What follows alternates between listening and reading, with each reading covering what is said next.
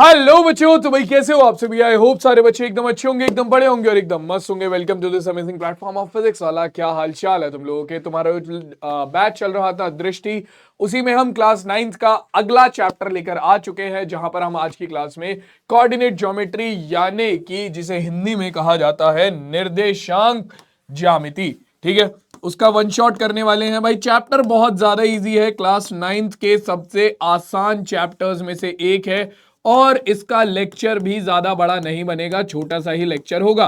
तुम लोग चाहो तो इस लेक्चर को 1.5x की स्पीड पे देख लेना और भी जल्दी खत्म हो जाएगा। मतलब अगर मैं बात करूं तो मोटा मोटा ये चैप्टर जो है मुश्किल से हम 1 से सवा घंटे में खत्म कर देंगे, ठीक है। एक से 1 घंटा 30 मिनट या फिर हमारा 1 घंटा 15 मिनट में खत्म कर देंगे। ज्यादा बड़ा चैप्टर नहीं है, बहुत छोटा चैप्टर है ये, ठीक है। तो स्टार्ट करते हैं बिना किसी देरी के, बिना कोई टाइम गवाए सीधा शुरू करते हैं। देखो भैया, निर्देशांक ज्यामिति हम आज करने वाले हैं। इससे पहले जो है वो बहुपद हम कर चुके हैं, ठीक है, इसी चैनल पर। उसकी वीडियो ऑलरेडी पड़ी हुई है, बहुपद और वास्तविक संख्या हम ऑलरेडी कर चुके हैं अपना दृष्टि बैच में। और आज हम कंटिन्यू करने वाले हैं निर्देशांक ज्यामिति को, ठीक है। तो शुरू करें भाई निर्देशांक ज्यामिति। निर्देशांक ज्यामिति में हमारे पास सबसे पहले बेसिक इंट्रोडक्शन आएगा, भूमिका जिसे हम कहते हैं, फिर कार्तीय पद्धति आएगी, फिर चतुर्थांश आएंगे, फिर निर्देशांक ज्यामिति क्या होती है उसके बारे में बात करेंगे। तो शुरू करते हैं। ज्यादा बड़ा चैप्टर नहीं है, बहुत छोटा चैप्टर है, ठीक है। मैं पहले ही बोल रहा हूं, मुश्किल से घंटा भर में ये चैप्टर हमारा खत्म हो जाएगा और तुम लोग चाहो तो 1.25 की स्पीड पे इस लेक्चर को देख सकते हो, ताकि और भी जल्दी तुम्हारा ये चैप्टर जो है वो खत्म हो जाए। तो भाई देखो, मेन मुद्दा क्या है, निर्देशांक ज्यामिति में होता क्या है, पहले इसके बारे में बात कर लेते हैं। हमारी भूमिका को सेट कर लेते हैं कि क्या होता है निर्देशांक ज्यामिति में। तो देखो भाई, ऐसा होता है कि कभी मान लो प्लेन है, ठीक है, प्लेन है, पूरा का पूरा हवाई जहाज है, ठीक है। अब वो प्लेन उड़ रहा है हवा में, ठीक है। अब उस प्लेन की हवा में भैया, वो प्लेन है, आकाश है, मान लो ये तुम्हारे सामने पूरा आकाश है, ठीक है, और इसमें इस जगह पर प्लेन उड़ रहा है, ठीक है। तो मैं इसकी लोकेशन का कैसे पता लगाऊंगा कि ये प्लेन जो है वो जमीन से कितनी ऊंचाई पर है, वो किस शहर से कितनी दूरी पर है, वो किस जगह से कितनी दूरी पर है, इस लोकेशन का कैसे मैं पता लगाऊंगा, ठीक है। या फिर तुम्हारी जो पृथ्वी है, ठीक है, बहुत बड़ी है भाई, पृथ्वी है, बहुत बड़ी है, ठीक है, उस पे किसी एक घर का मुझे एक्यूरेट एड्रेस चाहिए या किसी एक जमीन की मुझे एक्यूरेट जगह पता करनी है कि वो कहां पर है। तो ये कैसे पता चलेगा, ये सब तुम्हारा कार्तीय पद्धति और तुम्हारे निर्देशांक ज्यामिति के अंतर्गत पता चलता है, ठीक है। निर्देशांक ज्यामिति के अंतर्गत हम क्या करते हैं, हम किसी भी तल में, अब ये तल कुछ भी हो सकता है, ये तल तुम्हारी जमीन हो सकती है, तल तुम्हारा आकाश हो सकता है, किसी भी तल में हम किसी बिंदु की स्थिति को पता करते हैं, बिंदु की स्थिति का निर्धारण करते हैं। हमने आकाश को मान लिया हमारा तल और उसमें उड़ने वाले प्लेन को मान लिया एक बिंदु, ठीक है। तो निर्देशांक ज्यामिति की हेल्प से हम आराम से इन बिंदुओं का पता लगा सकते हैं। तुमने देखा होगा मूवीज वगैरह में, जो स्पाई वगैरह की मूवीज होती हैं, ठीक है, जो थोड़ी सी पुलिस वगैरह से रिलेटेड मूवीज होती हैं, वहां पर तुम्हारे पास एक टर्म तुम्हें बहुत देखने को मिलती होगी। जब हम किसी लोकेशन के यहां पर जाते हैं, जब हम किसी लोकेशन के पास जाते हैं, तो वो बोलते हैं कि भाई हमें इस लोकेशन के कोऑर्डिनेट्स मिल गए हैं, ठीक है, ये लोकेशन साउथ में एंड नॉर्थ में, नॉर्थ ईस्ट में इस जगह पर है, ठीक है, हमें इस लोकेशन के एक्यूरेट कोऑर्डिनेट्स मिल गए हैं और अब हम वहां पर जा सकते हैं, ठीक है। तो मतलब ऐसी चीजें चल रही होती हैं और वो जो है वो तुम्हारे जो कोऑर्डिनेट हैं, कोऑर्डिनेट को ही हिंदी में निर्देशांक कहा जाता है। इंग्लिश में कोऑर्डिनेट ज्योमेट्री होता है, हिंदी में निर्देशांक ज्यामिति होता है, ठीक है। तो भाई तुम्हारे जो मैप्स हैं, तुम गूगल मैप्स भी खोलोगे और तुम किसी अननोन लोकेशन पे क्लिक कर दोगे, मतलब कोई फेमस जगह नहीं है, बस तुमने ऐसी रैंडमली मैप खोला गूगल मैप और इसमें रैंडमली एक जगह पर क्लिक कर दिया, तो कई बार तुम देखोगे वहां पर कुछ कुछ नंबर लिखे हुए आ जाते हैं कुछ इस तरीके से, ठीक है, कि ये नंबर कॉमा फिर दूसरा नंबर स्टार्ट हो जाता है, ठीक है। जस्ट मैं एक एग्जांपल दे रहा हूं, ठीक है, ये रैंडमली मैंने लिख दिया है, ठीक है। तो इस तरीके से कुछ लिखा आ जाता है, तो ये क्या है, ये उस जगह की जो तुमने सेलेक्ट किया है उसकी लोकेशन बताते हैं, ठीक है। ये उसकी क्या बताते हैं, ये उसकी लोकेशन बताते हैं और इन्हें कहा जाता है कोऑर्डिनेट्स, ठीक है, इन्हें कहा जाता है निर्देशांक, ठीक है। तो तुम्हारी निर्देशांक ज्यामिति जो है वो कहां इस्तेमाल होती है, तुम्हें समझ में आ गया, ठीक है। डेली लाइफ में बहुत ज्यादा जगह है जहां पर तुम्हारी निर्देशांक ज्यामिति इस्तेमाल होती है, ठीक है। तुम्हारा जो एयर ट्रैफिक कंट्रोल होता है, वहां पर ये बहुत इस्तेमाल होती है, एटीसी जिसे हम बोलते हैं। ठीक है, तुम्हारे मैप्स में ये बहुत ज्यादा इस्तेमाल होती है, जो मैं तुम्हें ऑलरेडी बता चुका हूं, एग्जांपल दे चुका हूं। तुम अभी भी चाहो तो गूगल मैप खोल के चेक कर सकते हो, तुम्हें देखने को मिल जाएगा। ठीक है, तो काफी सारी जगह है जहां पर ये इस्तेमाल होती है। अब भैया देखो इसका बनना कैसे हुआ। रेने देकार्ते हमारे एक मैथमेटिशियन थे, उनका मानना यह था कि जब वो आराम करते हैं तो उनका दिमाग ज्यादा तेज चलता है। तो वो ऐसे ही एक दिन लेटे हुए थे और लेटे लेटे उनके दिमाग में एक थॉट आया कि छत पे देखते हुए उनके दिमाग में एक थॉट आया कि यार अगर एक पॉइंट को मैं एक जगह पर दर्शाना चाहूं, एक जगह पर दिखाना चाहूं, तो मैं कैसे दिखा सकता हूं। और बस इस एक थॉट से उन्होंने पूरे के पूरे कार्तीय पद्धति का क्या कर दिया भाई साहब, बना के रख दी, जिसकी सहायता से हम किसी तल में किसी बिंदु को निर्धारित करते हैं। अब इसका नाम कार्तीय पद्धति किसके नाम पर पड़ा था? इसका नाम कार्तीय पद्धति पड़ा था रेने देकार्ते के नाम पर। रेने देकार्ते, देकार्ते में से जो कार्ते है वहीं से क्या बन गया आपका कार्तीय पद्धति, यानी कि कार्टेशियन सिस्टम बन गया। इंग्लिश में कार्टेशियन सिस्टम कहा जाता है।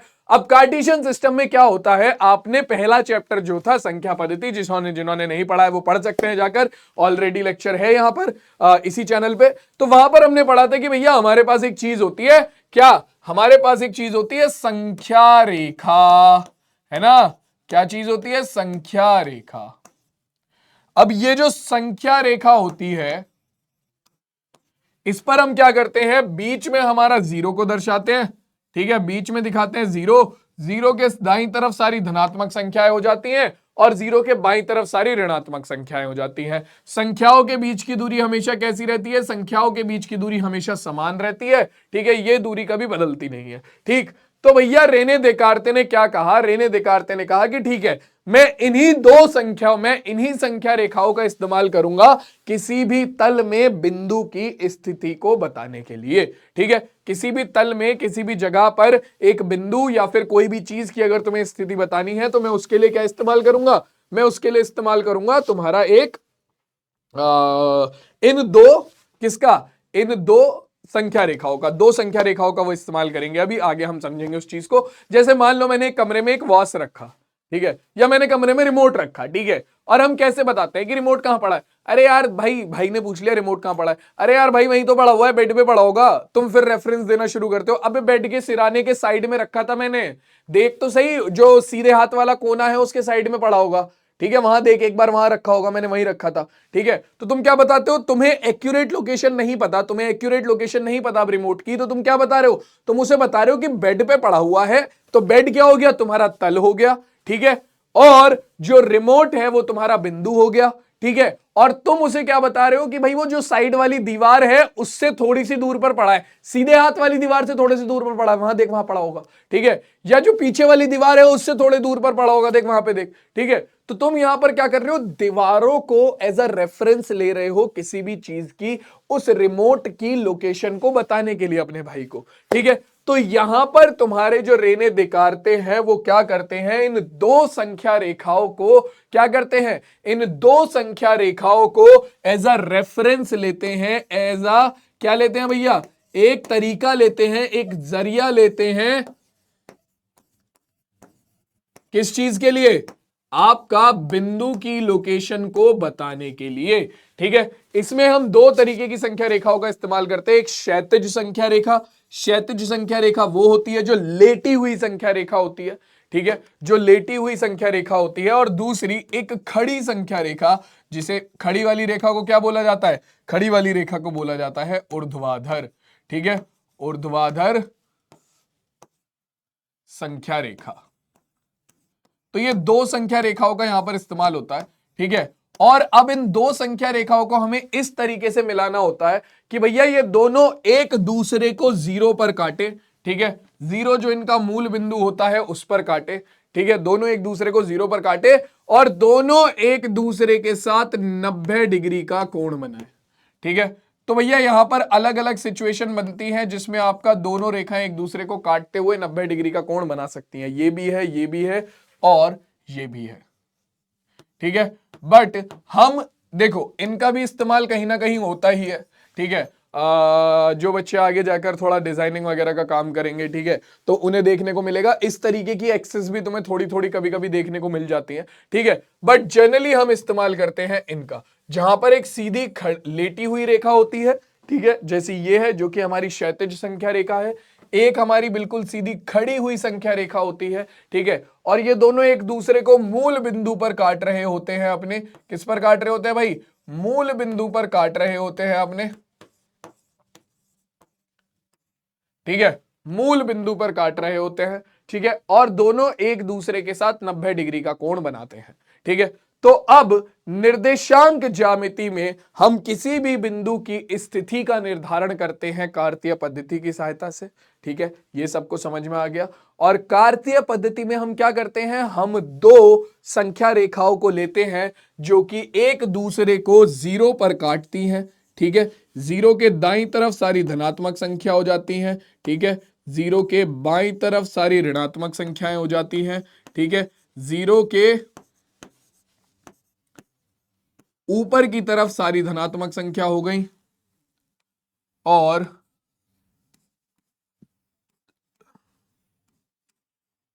नीचे की तरफ सारी ऋणात्मक संख्या हो गई, ठीक है, नीचे की तरफ सारी ऋणात्मक संख्या हो गई, ठीक है। जहां पर ये दोनों संख्या रेखा एक दूसरे को काट रही हैं, 90 डिग्री का कोण बनता है वहां पर, और दोनों संख्या रेखा एक दूसरे को कहां पर काटती हैं, मूल बिंदु पर काटती हैं। कहां पर काटती हैं भाई, मूल बिंदु पर काटती हैं। कहां पर काटती हैं, मूल बिंदु पर काटती हैं, ठीक है।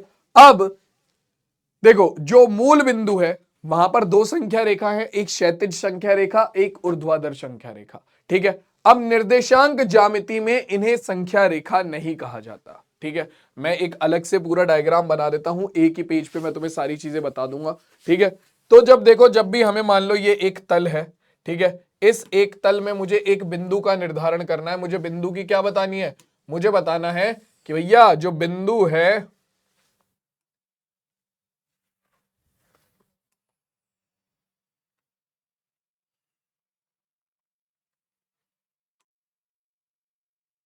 हाँ जी, ठीक है, तो मेरे पास एक क्षैतिज अक्ष हो गई,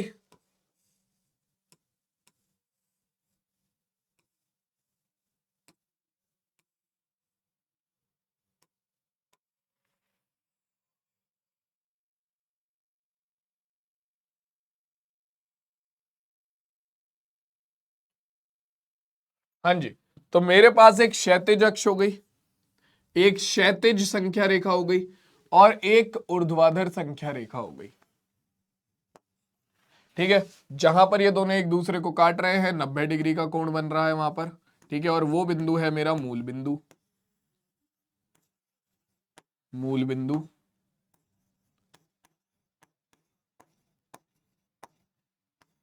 मूल बिंदु से दाईं तरफ सारी धनात्मक संख्याएं हैं, 1 2 3 4, मूल बिंदु से बाईं तरफ सारी ऋणात्मक संख्याएं हैं, -1 -2 -3 -4, ये तुम्हारा बिंदु O हो गया, मूल बिंदु जो है, ठीक है। मूल बिंदु से ऊपर की तरफ तुम्हारी सारी धनात्मक संख्याएं 1 2 3 4 5, नीचे की तरफ ऋणात्मक संख्या -1 -2 -3 -4। अब देखो तुम्हारा ये पता है तुम्हें कि दो संख्या रेखाएं दोनों एक दूसरे को 90 डिग्री पर काट रही हैं, तो हमारे पास क्या बन रहा है, हमारे पास इसका इस्तेमाल किया जाता है, इन दो संख्या रेखाओं का इस्तेमाल किया जाता है जब हम किसी भी बिंदु की स्थिति का पता लगाते हैं, ठीक है। मान लो मुझे ये एक बिंदु है, मुझे इसकी स्थिति का पता लगाना है, ठीक है, यहाँ पर हमारा एक बिंदु है, मुझे इसकी स्थिति का पता लगाना है। फॉर एग्जाम्पल जस्ट ये कोई भी बिंदु हो सकता है तुम्हारा रेंडमली, ठीक है, मान लो बिंदु P है, मुझे इस बिंदु P की स्थिति का पता लगाना है। अब बात क्या होती है कि जब हम ये संख्या रेखा बनाते हैं निर्देशांक ज्यामिति के अंदर, तो इन्हें हम संख्या रेखा नहीं कहते, इन्हें क्या कहते हैं, इन्हें कहा जाता है हमारी निर्देशांक अक्ष। क्या कहा जाता है भाई, इन्हें कहा जाता है निर्देशांक अक्ष। ये जो दोनों ही अक्षे हैं हमारी, ये क्या है, ये है हमारी निर्देशांक अक्ष। क्या है भाई, इन्हें अब संख्या रेखा नहीं कहेंगे हम बार बार, ठीक है, इन्हें हम बार बार अब संख्या रेखा नहीं कहेंगे, अब हम इन्हें क्या कहेंगे, इन्हें हम कहेंगे हमारी निर्देशांक अक्ष। ठीक है, ये हमारी क्षैतिज अक्ष है, जो लेटी हुई अक्ष है वो क्षैतिज अक्ष है, और जो खड़ी हुई अक्ष है वो ऊर्ध्वाधर अक्ष है। ठीक है, इन अक्षों के नाम होते हैं क्या? जो ये क्षैतिज अक्ष है, ठीक है, इसे हम कहते हैं एक्स अक्ष। ठीक है, और जो ये लेट खड़ी हुई अक्ष है, ठीक है, जो ऊर्ध्वाधर अक्ष है, इसे हम कहते हैं वाई अक्ष। ठीक है, इसे हम कहते हैं वाई अक्ष।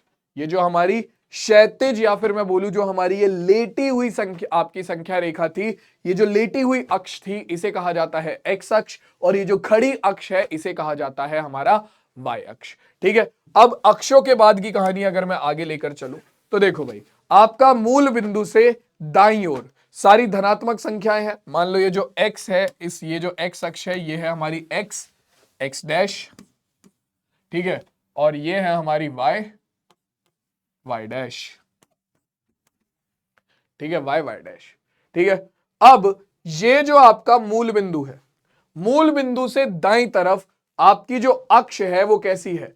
जो मूल बिंदु से दाईं तरफ आपकी x अक्ष पर सारी धनात्मक संख्याएं हैं, मूल बिंदु से दाईं तरफ x अक्ष पर सारी धनात्मक संख्याएं हैं। ठीक है, तो इसीलिए इसे धनात्मक x अक्ष बोला जाता है। किस साइड?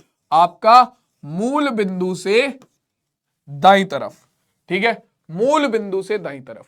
ठीक है, मूल बिंदु से बाईं तरफ यानी कि मूल बिंदु से उल्टे हाथ की तरफ सारी ऋणात्मक संख्याएं आ जाती हैं, तो इसीलिए इसे ऋणात्मक एक्स अक्ष बोला जाता है। ठीक है, ऋणात्मक एक्स अक्ष बोला जाता है। अब मूल बिंदु से ऊपर की तरफ, मूल बिंदु से ऊपर की तरफ आपकी धनात्मक एक्स अक्ष, मतलब धनात्मक अक्ष है क्योंकि सारी धनात्मक संख्याएं हैं, तो इसे हम धनात्मक वाई अक्ष बोलते हैं। क्या बोलते हैं भाई? इसे हम धनात्मक वाई अक्ष बोलते हैं, धनात्मक वाई अक्ष। और मूल बिंदु से नीचे की तरफ जो वाई अक्ष है उस पर क्या है? ऋणात्मक संख्याएं हैं, तो इसीलिए इसे ऋणात्मक वाई अक्ष बोला जाता है। समझ में आया?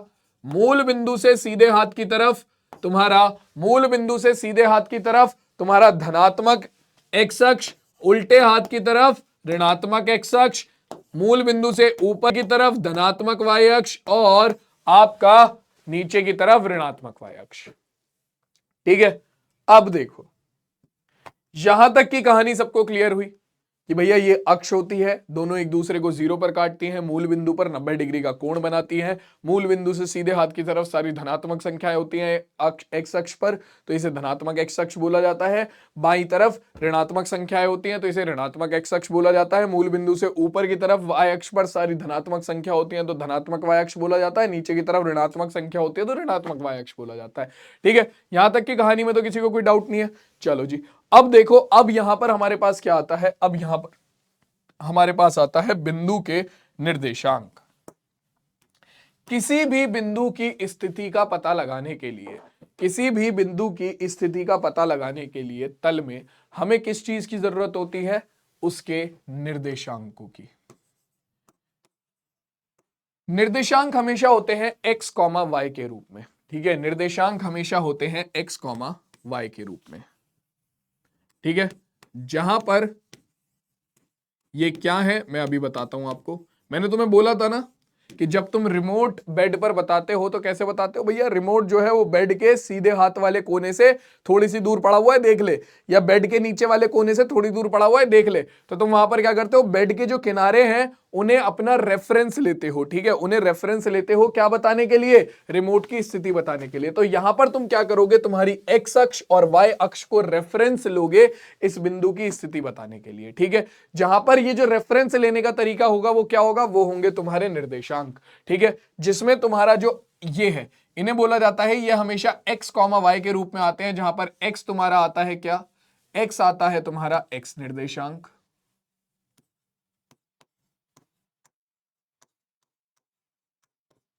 ठीक है, और y आता है तुम्हारा y निर्देशांक।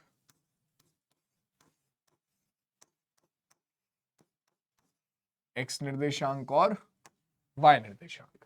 ठीक है, अब x निर्देशांक और y निर्देशांक होते क्या हैं ये समझो। ठीक है, ये जरूरी है समझना, तो ये चीज, ये पॉइंट समझो। तो एक्स निर्देशांक और वाई निर्देशांक होते क्या है? तो देखो, एक्स निर्देशांक क्या होता है तुम्हारा? बिंदु की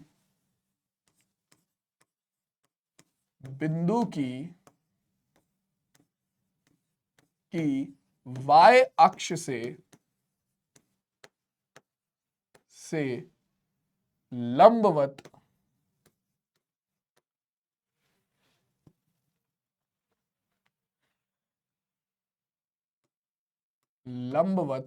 लंबवत मतलब बिल्कुल 90 डिग्री का कोण बनाते हुए जो लंबवत दूरी होती है, ठीक है, दूरी,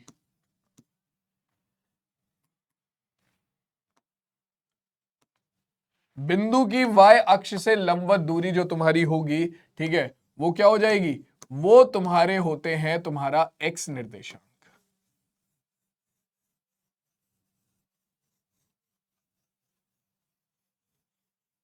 एक्स निर्देशांक क्या है? बिंदु की वाई अक्ष से लंबवत दूरी, ठीक है। जैसे कि अगर तुम्हारा ये बिंदु है, ठीक है, इसकी वाई अक्ष से लंबवत दूरी कितनी होगी? अगर मैं यहां से बिंदु से वाई अक्ष पर एक लंब डालता हूं, ठीक है, वाई अक्ष पर एक लंब डालता हूं, ठीक, तो ये क्या है? ये तुम्हारी बिंदु की वाई अक्ष से लंबवत दूरी है, ठीक है, ये बिंदु की वाई अक्ष से लंबवत दूरी है, ठीक है।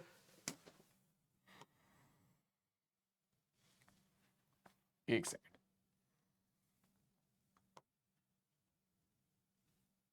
हाँ जी, तो ये जो बिंदु की वाई अक्ष से लंबवत दूरी है, ये वाली, यहां से यहां तक, ठीक है, ये दूरी क्या है?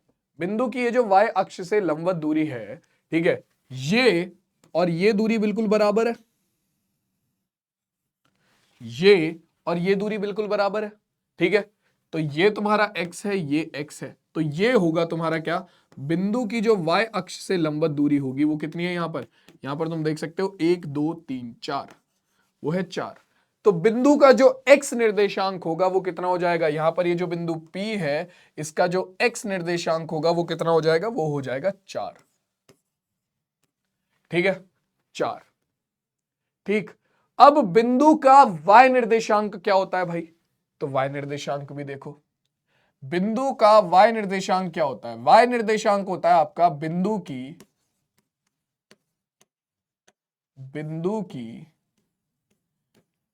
x अक्ष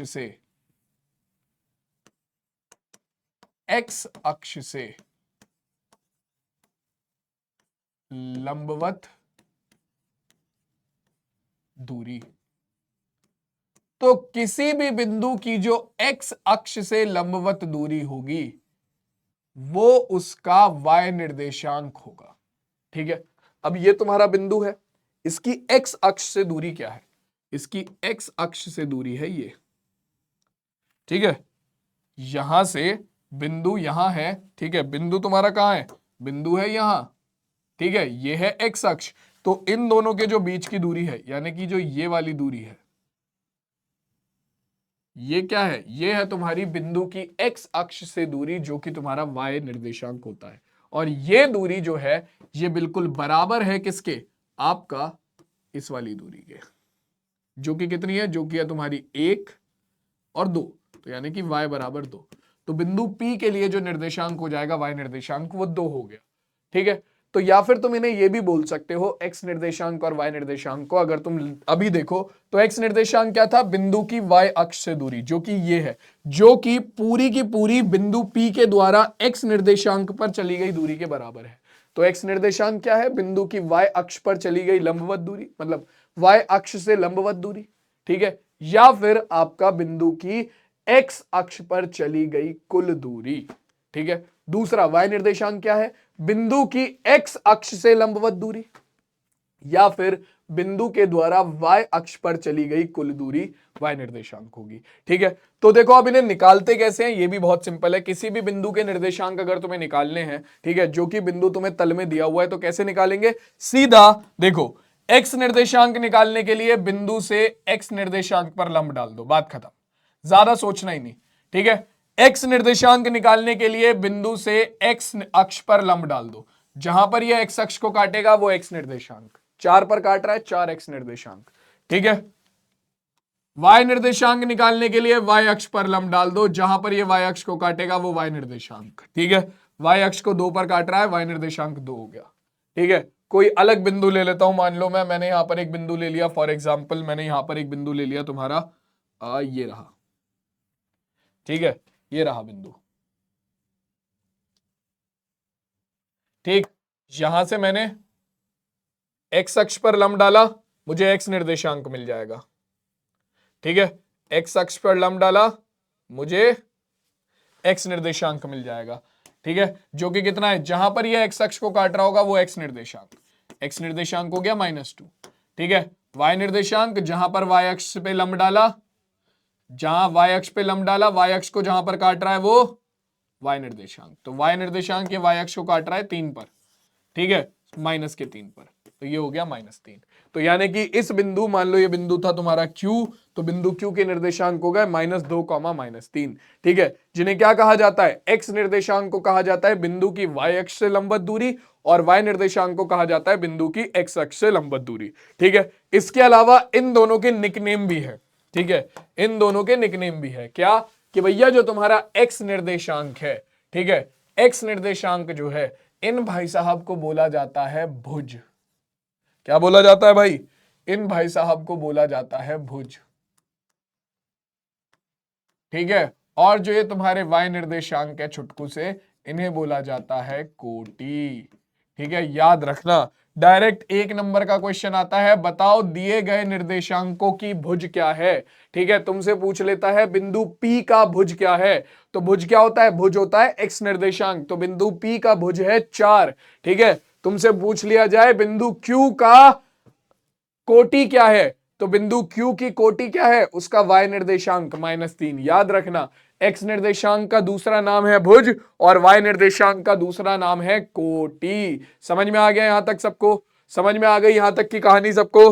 ठीक है भाई, चलो अब देखो, जैसा कि मैंने तुम्हें बताया, किसी भी बिंदु की स्थिति पता लगती है उसके निर्देशांकों के द्वारा, जहां पर x, y के रूप में ये हमेशा होते हैं। x निर्देशांक तुम्हारा बिंदु की y अक्ष से दूरी होता है, y निर्देशांक तुम्हारा बिंदु की x अक्ष से दूरी होता है। तो सबसे पहले अगर मैं यहां पर बात करता हूं तुम्हारे मूल बिंदु की, ठीक है, तो मूल बिंदु की एक बात बताओ, तुम्हारे मूल बिंदु के निर्देशांक क्या होंगे, मूल बिंदु के निर्देशांक क्या होंगे, लॉजिक के साथ पूछ रहा हूं और मैं। ठीक है, तुम लोगों को याद है, तुम लोगों ने रट रखे हैं, मुझे पता है, मैं लॉजिक के साथ पूछ रहा हूं क्या होंगे निर्देशांक। तो देखो, मूल बिंदु का x निर्देशांक, x निर्देशांक क्या होता है, बिंदु की y अक्ष से दूरी, है ना। x निर्देशांक क्या है, बिंदु की y अक्ष से दूरी। ये रहा बिंदु, बिंदु y अक्ष से कितना दूर है, तुम अपने घर के अंदर खड़े हो, तुम्हारी मम्मी का फोन आया, हाँ जी बेटा कहाँ है, बाहर दोस्तों के साथ घूम रहा होगा, इधर उधर हांड रहा होगा, है ना।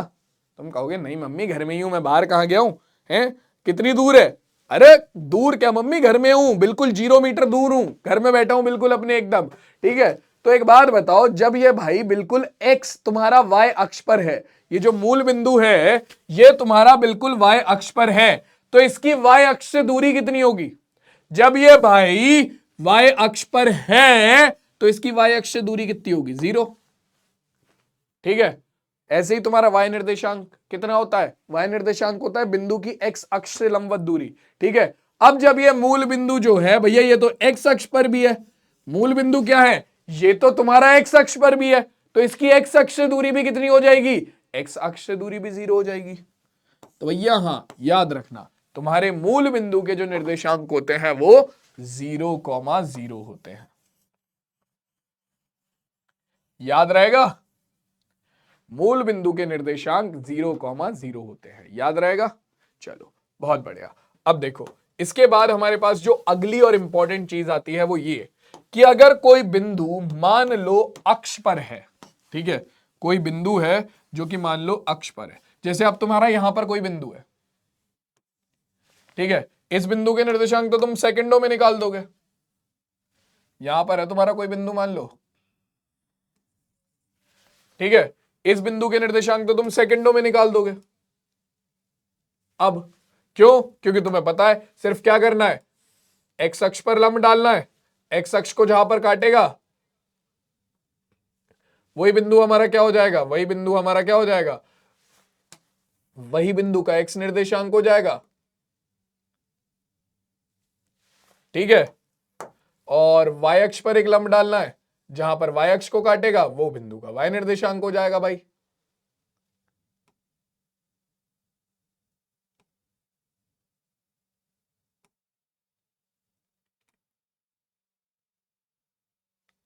छुट्टी। ठीक है, तो एक्स अक्ष को ये -3 पर काट रहा है तो एक्स निर्देशांक हो गया -3, और वाई अक्ष को काट रहा है कहां पर, 5 पर, तो वाई निर्देशांक हो गया 5। ठीक है, तो भैया तुम किसी भी बिंदु के निर्देशांक सेकंडों में निकाल सकते हो अब। बट अगर कोई बिंदु मान लो तुम्हारा आ जाता है कहां पर, मान लो तुम्हारा कोई बिंदु आ गया, ये है बिंदु आर। ठीक है, और ये बिंदु भाई साहब तुम्हारा एक्स अक्ष पर है, तो अक्ष पर बिंदु के निर्देशांक किस रूप के होंगे। देखो भाई, तो इसका x निर्देशांक क्या होगा, जहां पर ये x अक्ष को काट रहा है, तो x निर्देशांक कितना हो गया, x निर्देशांक हो गया -4। बहुत बढ़िया। अब y निर्देशांक क्या होगा भाई, y निर्देशांक क्या होता है, y निर्देशांक होता है बिंदु की x अक्ष से लंबवत दूरी, बिंदु की x अक्ष से लंबवत दूरी। ठीक है, अब बिंदु पहले ही x अक्ष पर है, अब जब बिंदु पहले ही x अक्ष पर है तो इसकी x अक्ष से दूरी कितनी होगी, भाई खुद सोचो, जब ये भाई पहले ही x अक्ष पर है तो इसकी x अक्ष से दूरी कितनी होगी, कितनी होगी, जब ये पहले ही x अक्ष पर है तो इसकी x अक्ष से दूरी कितनी होगी, इसकी x अक्ष से दूरी होगी 0, और जब x अक्ष से दूरी 0 है तो x अक्ष से दूरी क्या होती है, x अक्ष से दूरी y निर्देशांक होती है, y निर्देशांक हो गया 0। तो हां मेरे लल्लू लाल, तुम्हारा कोई भी बिंदु अगर x अक्ष पर है, ठीक है, तो उसकी x अक्ष से दूरी हमेशा क्या होगी, अगर कोई भी बिंदु x अक्ष पर है तो उसकी x अक्ष से दूरी हमेशा क्या होगी, उसकी x अक्ष से दूरी हमेशा 0 होगी, और x अक्ष से दूरी का मतलब क्या है, आपका y निर्देशांक। तो याद रखना, कोई भी बिंदु अगर कोई भी बिंदु अगर आपका x अक्ष पर है तो उसका y निर्देशांक हमेशा 0 होगा। क्यों, क्योंकि भैया बिंदु अगर x अक्ष पर है तो उसकी x अक्ष से दूरी 0 होगी, यानी कि उसका y निर्देशांक 0 होगा। ठीक है, तो कोई भी बिंदु अगर मान लो आपका आ जाता है कहां पर, x अक्ष पर, तो वो किस रूप का होगा, उसके निर्देशांक होंगे हमेशा x, 0 के रूप के। ठीक है, y निर्देशांक हमेशा 0 होगा, और x निर्देशांक कोई भी वास्तविक संख्या हो सकता है। ठीक है, y निर्देशांक हमेशा 0 होगा x अक्ष पर, ये याद रखना, y निर्देशांक हमेशा 0 होगा x अक्ष पर, हमेशा ये याद रखना। ठीक है, अब मान लो कोई बिंदु आ जाता है तुम्हारा y अक्ष पर। ठीक है, कोई भी बिंदु था y अक्ष पर आ गया, फॉर एग्जांपल एक बिंदु यहां आ गया, या यहां, हाँ यहीं ले लेते हैं, यहां आ गया। ठीक है, इसके निर्देशांक क्या होंगे, तो सबसे पहले इसका x निर्देशांक क्या होगा, x निर्देशांक होता क्या है, x निर्देशांक होता है बिंदु की y अक्ष से लंबवत दूरी। अब बिंदु पहले ही y अक्ष में है, बिंदु पहले ही अपने घर के अंदर बैठा है, ठीक है, तो उसकी घर से दूरी कितनी हो जाएगी, बिंदु पहले ही y अक्ष पर है, उसकी y अक्ष से दूरी कितनी हो जाएगी, जब भैया वो पहले ही y अक्ष में है तो उसकी y अक्ष से दूरी हो गई 0, तो यानी कि बिंदु का जो x निर्देशांक है वो क्या हो गया, वो हो गया 0। ठीक है, यानी कि आपका जो y अक्ष होती है उस पे तो कोई भी बिंदु आ जाए, अब y अक्ष पर तो कोई भी बिंदु आ जाए, ठीक है, उसके लिए तो उसका x निर्देशांक 0 ही होगा। क्यों, क्योंकि x निर्देशांक क्या होता है, बिंदु की y अक्ष से दूरी। अब कोई भी बिंदु y अक्ष पर आएगा तो उसकी y अक्ष से दूरी तो 0 ही रहेगी, तो इसीलिए याद रखना हमेशा y अक्ष पर क्या होता है, y अक्ष पर हमेशा x निर्देशांक 0 होता है, y अक्ष पर हमेशा x निर्देशांक 0 होता है, और इसका y निर्देशांक क्या होगा, जहां पर ये y अक्ष को काट रहा है तो ये हो गया -4। ठीक है, तो कोई भी बिंदु अगर आपका कहां पर है, y अक्ष पर है, तो वो हमेशा 0, y के रूप का होगा। क्यों भाई, क्योंकि उसका x निर्देशांक हमेशा 0 होगा, और y निर्देशांक उसका कुछ भी हो सकता है, कोई भी वास्तविक संख्या हो सकती है। ठीक है, तो यहां तक की कहानी सबको क्लियर हो गई, एक बार देखो जरा, इतना सबको समझ में आ गया।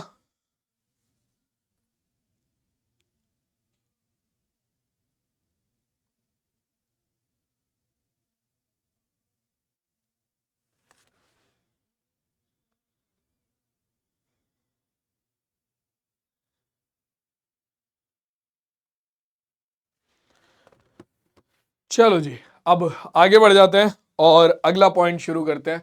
तो बिंदु के निर्देशांक निकालने हमने समझ लिए बहुत अच्छे से। अब मान लो तुम्हें मैं एक एग्जांपल दे देता हूं, चलो एक दो एग्जांपल करा लेते हैं यहाँ पर, ठीक है। उसके बाद फिर एक और टॉपिक कवर करना है, ठीक है। यही तुम्हारा एग्जाम्पल ले लेते हैं।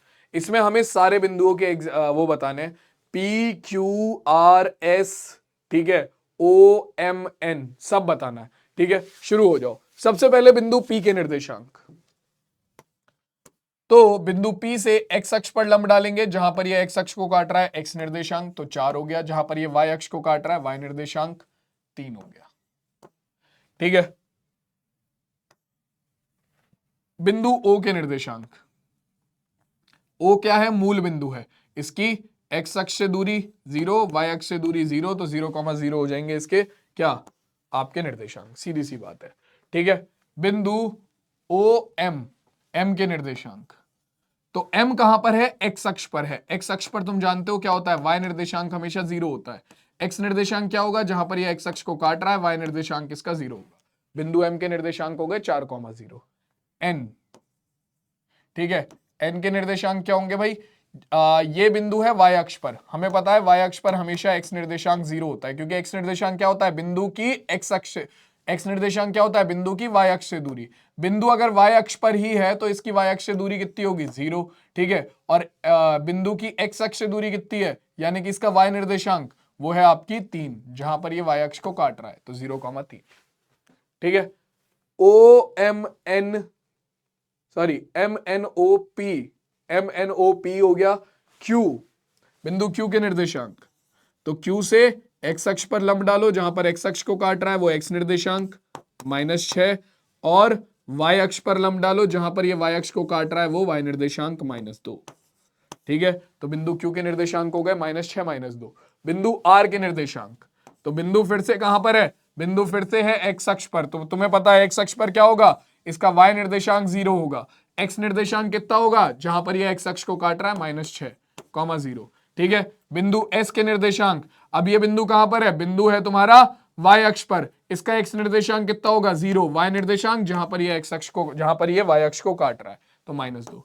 तो ये हो गए तुम्हारे बिंदु और उनके निर्देशांक निकालना। तो किसी भी तल में अगर तुम्हें बिंदु मिल जाएगा तो क्या अब उसके निर्देशांक बता सकते हो तुम?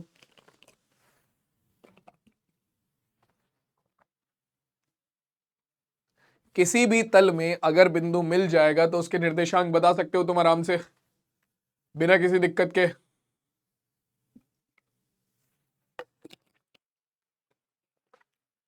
चलो भाई, तो अब थोड़ा सा कहानी को और आगे लेके चलते हैं और चीजों को थोड़ा सा और आगे बढ़ाते हैं। हम बात करेंगे अब किस चीज के बारे में? हम बात करेंगे अब चतुर्थांश के बारे में। किस चीज के बारे में भाई? चतुर्थांश के बारे में। बहुत इजी है, ठीक है, ज्यादा घबराने वाली बात नहीं है, मैं यहीं पर ही एक्सप्लेन कर दूंगा, ठीक है। तुम्हारी अक्ष तैयार करते हैं। सबसे पहले जो ऊर्ध्वाधर अक्ष होती है उसे हम बोलते हैं हमारा क्या? हमारी y अक्ष। जो ये लेटी हुई अक्ष होती है इसे हम बोलते हैं हमारी x अक्ष, ठीक है। चलो बहुत बढ़िया, ये x अक्ष हो गई, ये y अक्ष हो गई, ठीक है। ये मूल बिंदु हो गया O, ठीक। आपका इस साइड होती है धनात्मक x अक्ष, x x डैश, इस साइड होती है ऋणात्मक x अक्ष, ऊपर की तरफ होती है आपकी धनात्मक y अक्ष,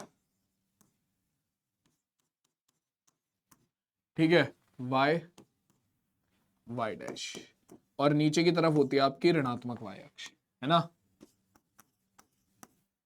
ठीक है।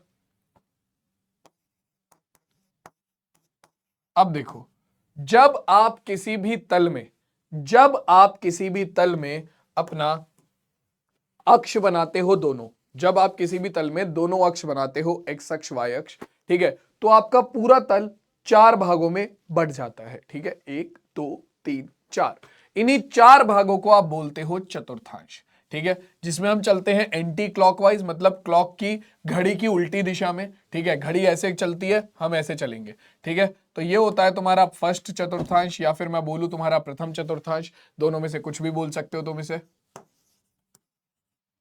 ठीक है। प्रथम चतुर्थांश हो गया ये तुम्हारा, ये हो गया तुम्हारा द्वितीय चतुर्थांश,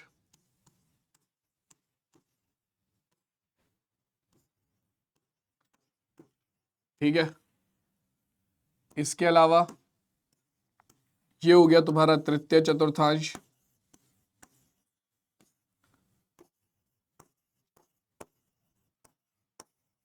और ये हो गया तुम्हारा चतुर्थ चतुर्थांश।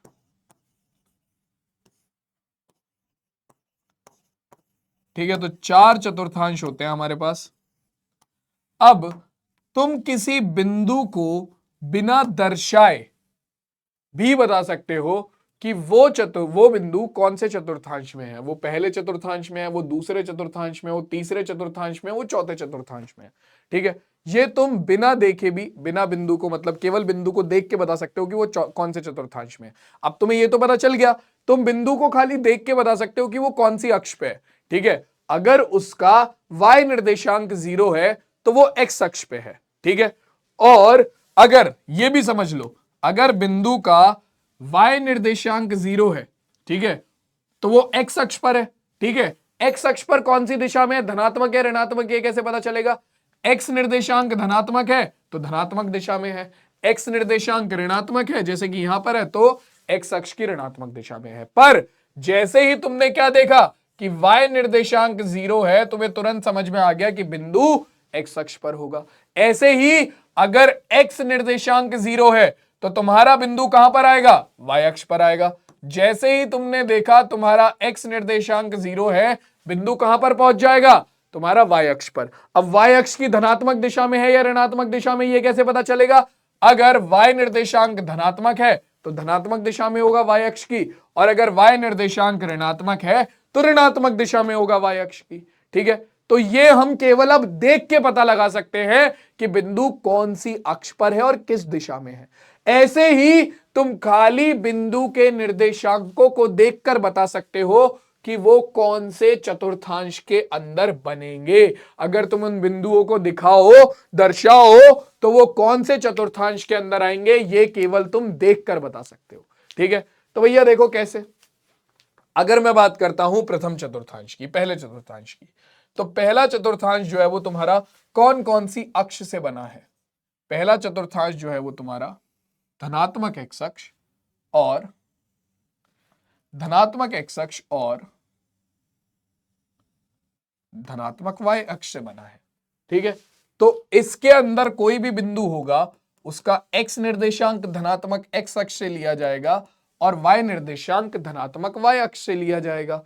ठीक है, तो यानी कि इसके अंदर आपका कोई भी बिंदु आ जाए, उसका x निर्देशांक कहां से लिया जाएगा, धनात्मक x अक्ष से, यानी कि उसका x निर्देशांक धनात्मक होगा हमेशा, और y निर्देशांक कहां से लिया जाएगा, धनात्मक y अक्ष से, यानी कि उसका y निर्देशांक भी धनात्मक होगा। तो कोई भी बिंदु अगर तुम्हारे पास आ जाता है, ठीक है, जिसका x निर्देशांक और y निर्देशांक दोनों धनात्मक हो, तो वो प्रथम चतुर्थांश में होगा। फॉर एग्जाम्पल तुम्हारा 1,2, फॉर एग्जाम्पल √2, √3, ठीक है, फॉर एग्जाम्पल 1/2, 3/5, ठीक है, फॉर एग्जाम्पल 7,4। ये सब क्या है, ये सब ऐसे बिंदु हैं जिनके x निर्देशांक और y निर्देशांक दोनों धनात्मक हैं, इसीलिए ये सब प्रथम चतुर्थांश के अंतर्गत आएंगे। ठीक है, दूसरे चतुर्थांश की बात करते हैं। दूसरा चतुर्थांश जो है वो हमारा कौन कौन सी अक्ष से बना है, तो दूसरा चतुर्थांश जो है वो हमारा धनात्मक y अक्ष और ऋणात्मक x अक्ष से बना है। ठीक है, तो कोई भी बिंदु अगर इसके अंदर आता है, ठीक है, तो उसका x निर्देशांक हमेशा कहां से लिया जाएगा, ऋणात्मक x अक्ष से लिया जाएगा, और y निर्देशांक कहां से लिया जाएगा, धनात्मक y अक्ष से लिया जाएगा। तो इसीलिए कोई भी बिंदु अगर दूसरे चतुर्थांश के अंदर आता है तो उसका x निर्देशांक ऋणात्मक x अक्ष से लिया जाएगा, यानी कि माइनस वाली x अक्ष से लिया जाएगा, और इसीलिए उसका x निर्देशांक हमेशा माइनस होगा। और y निर्देशांक कहां से, धनात्मक y अक्ष से लिया जाएगा, इसलिए उसका y निर्देशांक प्लस होगा। तो कोई भी बिंदु अगर माइनस कॉमा प्लस के रूप का है, ठीक है, अब इसके अंदर आ सकता है तुम्हारा -1/2, 3, या फिर तुम्हारा -√2,1 या फिर तुम्हारा -2,5, ठीक है, या 7, ठीक है, ये सब तुम्हारे क्या है, जहां पर x निर्देशांक ऋणात्मक है, y निर्देशांक धनात्मक है, तो वो तुम्हारे दूसरे चतुर्थांश के अंदर बिंदु आएंगे। इसी तरीके से तीसरा और चौथा चतुर्थांश भी देखो जरा। अगर मैं बात करता हूं हमारे तीसरे चतुर्थांश की, तो तीसरा चतुर्थांश ऋणात्मक x अक्ष और ऋणात्मक y अक्ष से बनता है, ठीक है। तीसरा चतुर्थांश ऋणात्मक x अक्ष और ऋणात्मक y अक्ष से बनता है, तो यानी कि इसका x निर्देशांक हमेशा जो लिया जाएगा वो कहां से लिया जाएगा, वो लिया जाएगा ऋणात्मक, किससे, ऋणात्मक तुम्हारा x अक्ष से, तो इसका x निर्देशांक हमेशा ऋणात्मक होगा, और y निर्देशांक हमेशा लिया जाएगा ऋणात्मक y अक्ष से, तो इसका y निर्देशांक भी हमेशा कैसा होगा, ऋणात्मक होगा, ठीक है। तो भैया इसीलिए आपका कोई भी बिंदु जो -2, ठीक है, -1/2, -√3 या √2, ठीक है, या आपका -5/7, -3/4, ठीक है, ये सारे बिंदु जो हैं जिनमें x निर्देशांक y निर्देशांक दोनों माइनस के हैं, वो सब तीसरे चतुर्थांश के अंदर आते हैं, ठीक है। तो अब इसके बाद चौथा और आखिरी चतुर्थांश है तुम्हारा कौन सा, तुम्हारा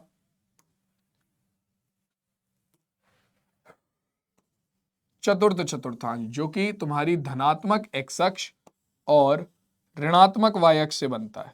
तो इसमें x निर्देशांक हमेशा प्लस का होता है, y निर्देशांक हमेशा माइनस का होता है। तो कोई भी बिंदु जो 2, -3 या तुम्हारा 1/2, -√3, ठीक है, या फिर तुम्हारा 1, -5/7 इस रूप में है, ठीक है, जहां पर x निर्देशांक धनात्मक हो, y निर्देशांक ऋणात्मक हो, वो हमेशा चतुर्थ चतुर्थांश के अंतर्गत आएगा, ठीक है। तो ये यहां तक की जो कहानी है वो सबको क्लियर हो गई, चतुर्थांश सबको समझ में आ गए, ठीक है, बिंदु कैसे दिखाते हैं, बिंदु के निर्देशांक कैसे निकालते हैं, ये सबको समझ में आ गया, ठीक है, ये सारी कहानी सबको क्लियर हो गई।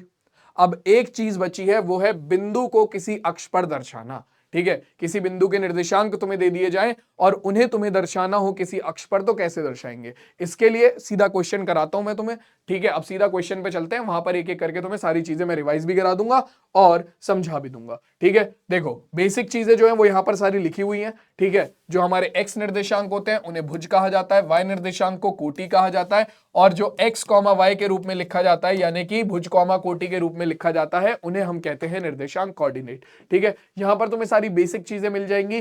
पहले चतुर्थांश में आपका x और y निर्देशांक दोनों प्लस के होते हैं, दूसरे में x माइनस का y प्लस का होता है, तीसरे में आपके दोनों माइनस के होते हैं, और चौथे में x प्लस और y माइनस का होता है। ऐसे कौन से दो चतुर्थांश हैं जिसमें भुज और कोटि दोनों समान चिन्ह के होते हैं, बताओ। ऐसे कौन से दो चतुर्थांश हैं जिसमें भुज और कोटि यानी कि x निर्देशांक और y निर्देशांक दोनों समान चिन्हों के होते हैं। पहला और तीसरा, पहले में दोनों प्लस के होते हैं, तीसरे में दोनों माइनस के होते हैं, भुज और कोटि, ठीक है। तो इसके बाद अब आ जाओ, सीधा आगे चलते हैं और अब हम देखते हैं हमारे पहले क्वेश्चन को, ठीक है। कह रहा है कि किसी बिंदु के निर्देशांक 4,7 है, तो इसका भुज क्या होगा, ठीक है। बिंदु के निर्देशांक है 4,7, भुज क्या होता है भाई, भुज होता है तुम्हारा x निर्देशांक, ऑलरेडी बता चुका हूं मैं। भुज क्या होता है, भुज होता है x निर्देशांक। तो यहां पर तुम्हारे पास क्या आ जाएगा, तुम्हारा भुज और कोटि, सीधी सी बात है, भुज क्या है, x निर्देशांक 4, ऑप्शन नंबर ए इस क्वेश्चन का करेक्ट आंसर हो जाएगा, ठीक है। अगला क्वेश्चन देखते हैं क्या कह रहा है। अगला क्वेश्चन हमसे कहता है कि किसी बिंदु की अक्ष x अक्ष से लंबिक दूरी 3 इकाई है, x अक्ष से लंबिक दूरी 3 इकाई है, और यह बिंदु x अक्ष के नीचे है, तो उस बिंदु की कोटि क्या होगी। तो तुम खुद सोचो, x अक्ष से लंबिक दूरी क्या होती है, मैंने बताया था x अक्ष से लंबवत दूरी क्या होती है, बिंदु की x अक्ष से लंबवत दूरी होती है उसका y निर्देशांक, ठीक है। तो y निर्देशांक क्या है आपका, 3 इकाई है, लंबिक दूरी 3 इकाई है, और वो किस दिशा में है, x अक्ष से नीचे की तरफ है, ठीक है। ध्यान रखना, x अक्ष से नीचे की तरफ, x अक्ष से नीचे की तरफ कैसी होती है भैया, y अक्ष, x अक्ष से नीचे की तरफ y अक्ष कैसी होती है आपका -1, -2 और -3, ठीक है। तो यहां पर तुम्हारा बिंदु होगा, ठीक है, कहीं ना कहीं, ठीक है। तो तुम्हारा जो है x अक्ष से नीचे की तरफ ऋणात्मक होती है y अक्ष, इसीलिए आपका y निर्देशांक जो होगा वो ऋणात्मक होगा 3 इकाई। तो -3 ऑप्शन नंबर सी जो है वो जो नियामक है या जो निर्देशांक है वो कितना होगा, -3 होगा। ऑप्शन नंबर सी इस क्वेश्चन का करेक्ट आंसर हो जाएगा। बेटा y नियामक का मतलब भी y निर्देशांक ही है, याद रखना, ठीक है। चलो अगला क्वेश्चन देखो क्या कह रहा है, अक्षों पर अंकित बिंदुओं के निर्देशांक ज्ञात करो। तो ये रहा सबसे पहला बिंदु हमारा ए।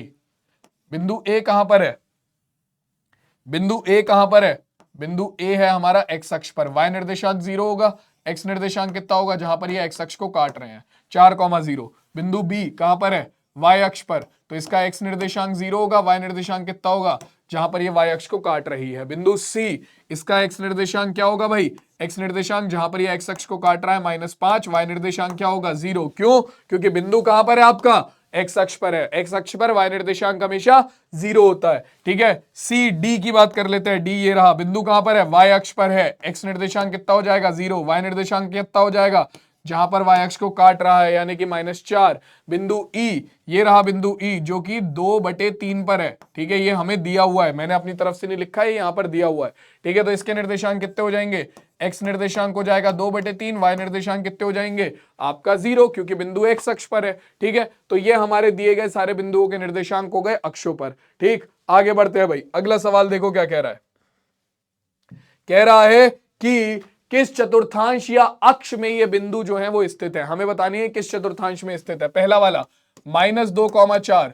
तो देखो भाई मैं याद दिलाने के लिए तुम्हें इधर बना भी देता हूं, ठीक है, बाकी तो तुम्हें अब ध्यान हो जाने चाहिए ये अब तक, ठीक है। तुम्हें पता है एक्स अक्ष इधर धनात्मक होती है, इधर ऋणात्मक होती है, ठीक है, वाई अक्ष इधर धनात्मक होती है, इधर ऋणात्मक होती है, ठीक है। तो आपका यहां पर पहले चतुर्थांश में दोनों प्लस के होते हैं, दूसरे में x - y प्लस होता है, तीसरे में दोनों माइनस के होते हैं, चौथे में x + y माइनस होता है, ठीक है।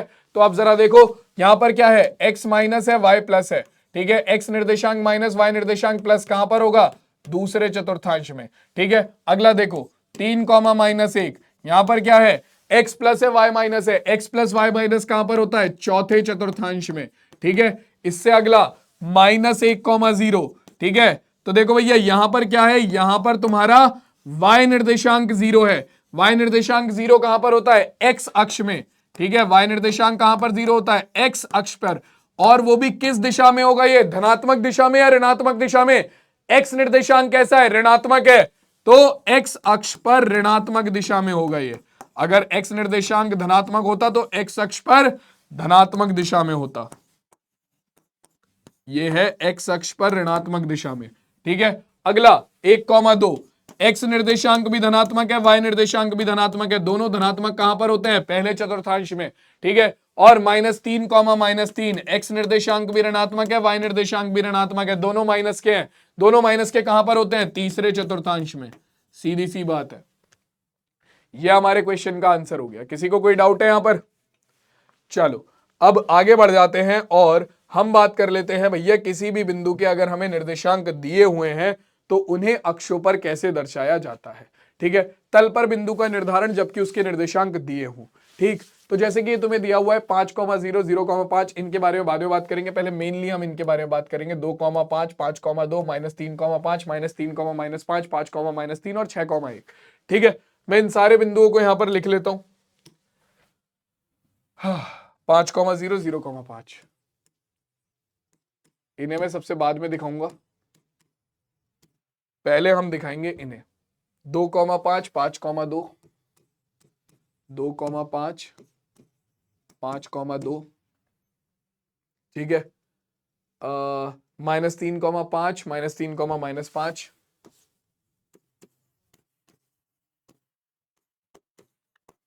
तुम लोग मुझे इतने बताओ ये सारे बिंदु कौन से अक्ष या चतुर्थांश पर हैं, जरा बताओ मुझे, ये सारे बिंदु कौन सी अक्ष या फिर चतुर्थांश में हैं। 5, -3,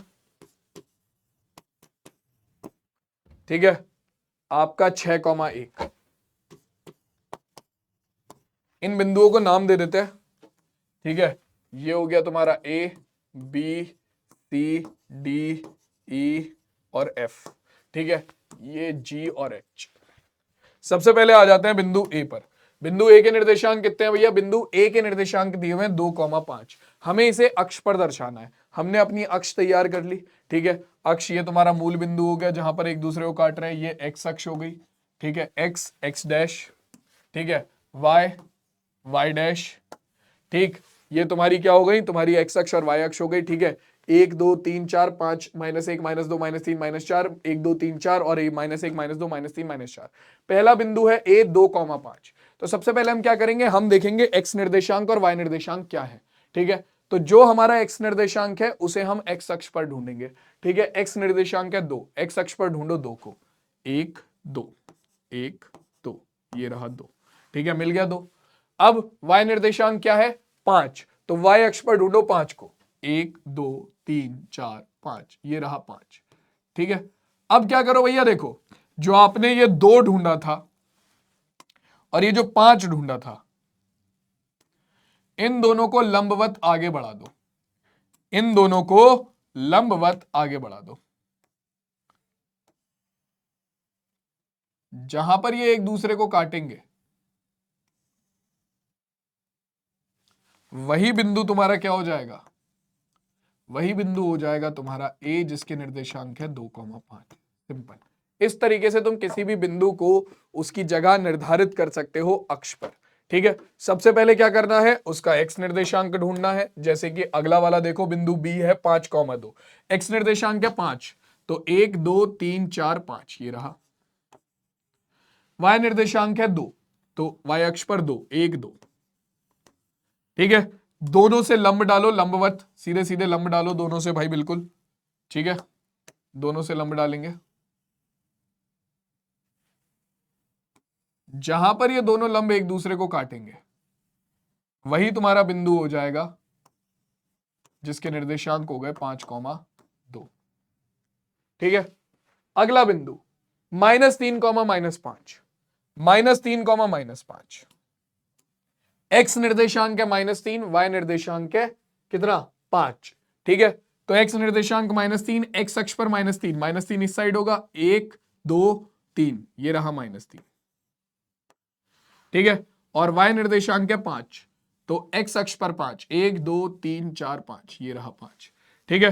दोनों से फिर वही काम करना है, एक एक लंब डालना है। -3 से एक लंब डाला और 5 से एक लंब डाला, ठीक है। जहां पर ये दोनों एक दूसरे को काटेंगे वही तुम्हारा क्या हो जाएगा, वही तुम्हारा बिंदु हो जाएगा जिसके निर्देशांक हो जाएंगे कितने, ये तुम्हारा बिंदु हो गया जिसके निर्देशांक हो गए -3,5, ठीक है। बिंदु सी, ठीक है, बिंदु सी, ठीक है, ठीक है। अगला बिंदु है -3, -5, ठीक है।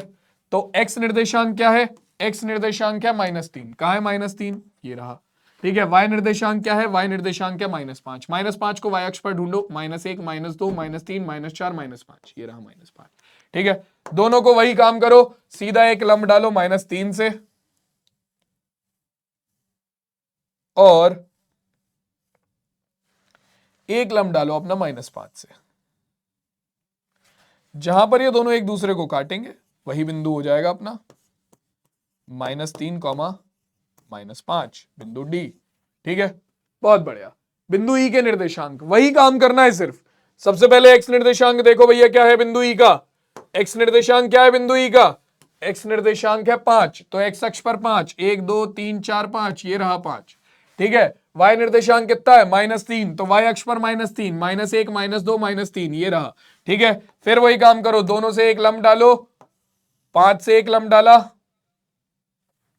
और -3 से एक लंब डाला, जहां पर ये दोनों एक दूसरे को काट देंगे वही बिंदु हो गया आपका जिसके निर्देशांक हो गए 5, -3, एक्स निर्देशांक 5, वाई निर्देशांक -3, और आखिरी बिंदु है 6,1, ठीक है।